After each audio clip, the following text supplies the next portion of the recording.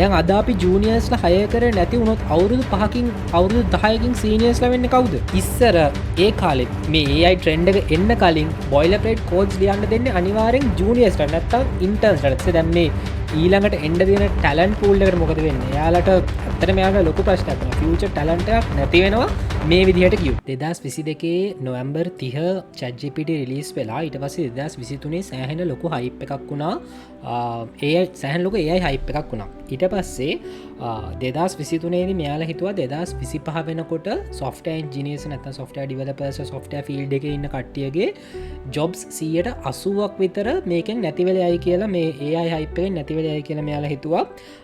අනිවාර්යෙන් එයාලා replace වෙයි කියන එක හිතුවා. එයාලා predict කරා 2025 වගේ වෙනකොට AI co-workers ලා ඉඳී මෙයාලා කිසිම කම්ප්ලේන්ට් එකක් කරන්න නැතුව කිසිම විදිහකින් දැන් normal employees කම්ප්ලේන්ට් කරනවානේ වැඩ කරනකොට එහෙම කිසිම කම්ප්ලේන්ට් එකක් නැතුව මෙයාලා එක දිගට වැඩ කරයි co-workers ලා ඉඳී AI co-workers ලා ඉඳී කියලා මෙයාලා ගෙස් කරා. මෙයාලා හිතුවා 2023 දී මේ AI hype එක ආපුවම. ඊට පස්සේ 2024 ඉවර වෙනකොට ටෙක් ෆීල්ඩ් එකේ හිටපු කට්ටියගෙන් 1,50,000ක් වගේ කට්ටිය ලේ ඔෆ් වුණා. ඒ කියන්නේ ඇත්තටම යාලගේ ජොබ් නැති වෙලා කම්පනීස් වලින් ලොකු ලේ ඔෆ්ස් කරා. 2025 වගේ වෙනකොට ලෝකේ ටෙක් ජයන්ට්ස්ලා විදිහට ඉන්න Amazon, Intel වගේ කට්ටිය මෙයාලගේ තියෙන කෝපරේට් රෝල්ස්, මෙයාලගේ කම්පැනි එකේ තියෙන කෝපරේට් රෝල්ස් වෙනස් කරා AI කට්ටියට. AI සෙන්ට්‍රික් විදිහට AI සපෝට් කරන විදිහට මෙයාලගේ කෝපරේට් රෝල්ස් වෙනස් කරගත් AI සපෝට් කරන විදිහට.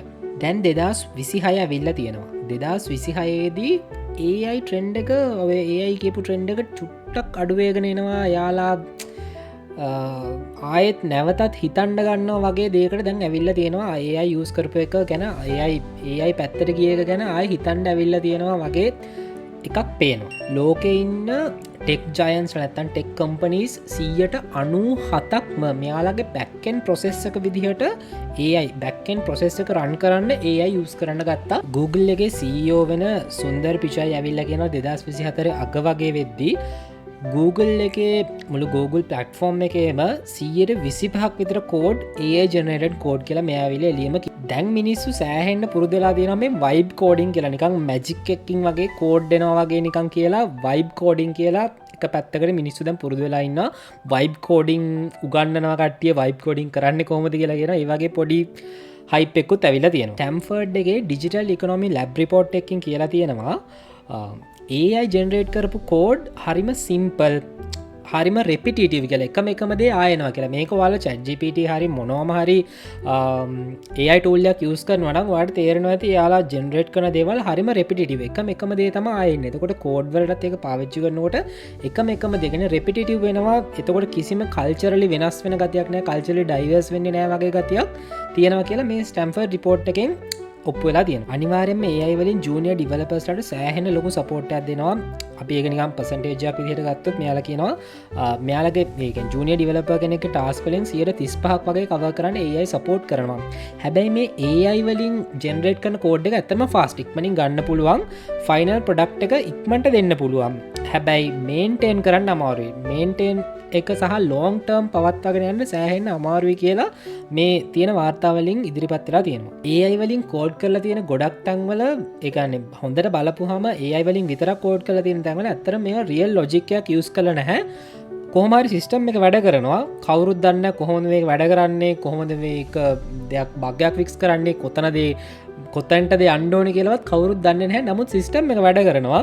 මේන්ටේන් කරන්න සහ ඒකේ බග් ෆික්සින් හරි මොකක් හරි දෙයක් හදන්න උනොත් ඒක කොහොමද කරන්න කියලා කෙනෙක්ට හොයාගන්න හරි අමාරුයි. 2025 ඉවර වෙනකොට ගත්ත රිපෝට්ස් වලින් මෙයාලා කියනවා සෑහෙන වල්නරබිලිටීස් ගොඩක් 145ක් විතර ලොකු වල්නරබිලිටි රේට් එකක් තියෙනවා AI වලින් ජෙනරේට් කරපු කෝඩ් වල. ඒක ලොකු ප්‍රශ්නයක්.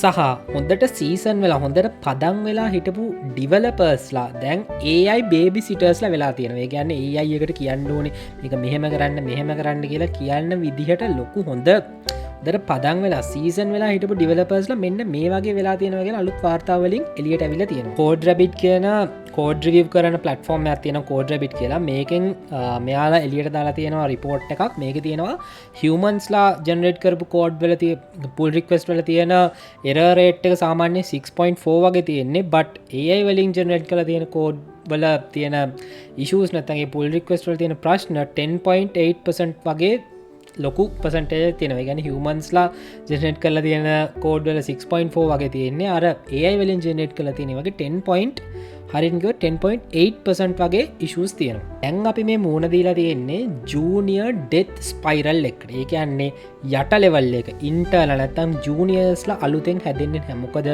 උඩ ඉන්න කට්ටිය නැත්තං මිඩල් ලෙවල් එක ඉන්න ඩිවලපර්ස් නැත්තං සීනියර් ඩිවලපර්ස් මෙයාලා AI යස් කරලා එයාලගේ තියෙන අර ජූනිය ඩිවලපර්ස් ලගෙන් කරගන්න ඕනේ වැඩටික හරි කැන හරි සීනිය ඩිවලප කෙනෙක්ට පුළුවන් දැන් ජූනිය ලෙවල ත ඉන්ටර්න් කෙනෙක් කරන වැඩ ටික AI ටූල්ස් වලට කියල කරගන්න අන්න ඒක නිසා ඉන්ටර්න් ලට දැන් අලුතින් ජොබ් සොයාගන්න සෑහෙන් අමාරුලා තියෙන ජූනියස්ලට ජූනියස්ලට සීනිය පොසිියන්ස් වලටන්න සෑහෙන් අමාරුලා තියෙනවා මේ ඒයගෙන් ඇත්තරම ඩෙත් ස්පයිරල් එක තැන වගේ එක තැන කැරකෙනවා ඉන්ටර්ස්ල ඇත්තම් ජූනියස්ල මේ AI ට්‍රෙන්ඩ්ක නිසා AI ඇවිල්ල දින නිසා මේක නිසා කම්පනීස් දැන් 2023 නම් 2025 වෙනකං අලුත් නැතන් ජූනියස් නැතක් ඉන්ටර්න්ස්ලා හය කරන එක 150කින් ඒ ගැන කෙලින්ම කිවොත් භාගකින් අඩුවෙලා තියෙනවා මේ AI එක නිසා ජූනියස්ලා නැත්තං ඉන්ටර්න්ස්ලා හය කරන කලුත් කම්පනයකට මෙන්න මේ ලෙවල්ලකින් අඩුවෙලා තියෙන එක ලොකු ප්‍රශ්නය දැන් මේ AI එක නිසා මේ වෙලා තියෙනක මොකක්ද වෙන්න ෆියචර් ටැලන්ට් එක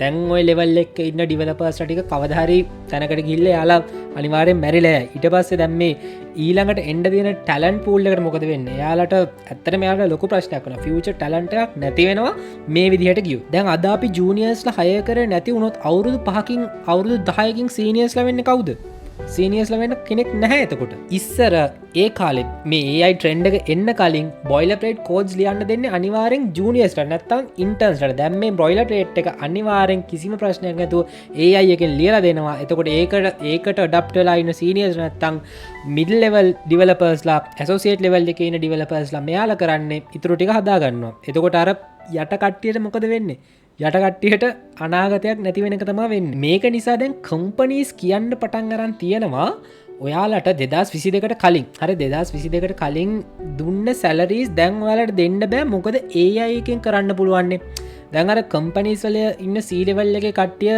CEOs නැත්තම් CFO නැත්තම් COO ලා මෙයාලා කියනවා ඔයාලට අපි ඒ සැලරීස් දෙන්නේ දැන් ඔයාලට AI තියෙනවනේ AI use කරලා කරන්න පුළුවන් අන්න ඒ වගේ ට්‍රෙන්ඩ් එකක් ඇදලා දෙනවා මේකට මොකද කරන්න කියන එක ලොකු ප්‍රශ්නයක් තියෙනවා ලංකාවේ සහ ලෝකෙ පුරා එතකොට දැන් මේ ඇති වෙලා තියෙන ප්‍රශ්නේ AI කියන ටූල් එක AI කියන ටෙක්නෝලොජි එක ඇවිල්ලා තියෙන හින්දා මේ යටම ලෙවල් එකේ ඉඳන් පටන් ගන්න කට්ටියට උඩට එන්න බැරි යටම ලෙවල් එකේ ඉන්න කට්ටියට කෝපරේට් වර්ල්ඩ් එකට එන්ට වෙන්නවත් විදිහක් නැති ප්‍රශ්නෙට විසඳුමක් හොයන්න වෙලා තියෙනවා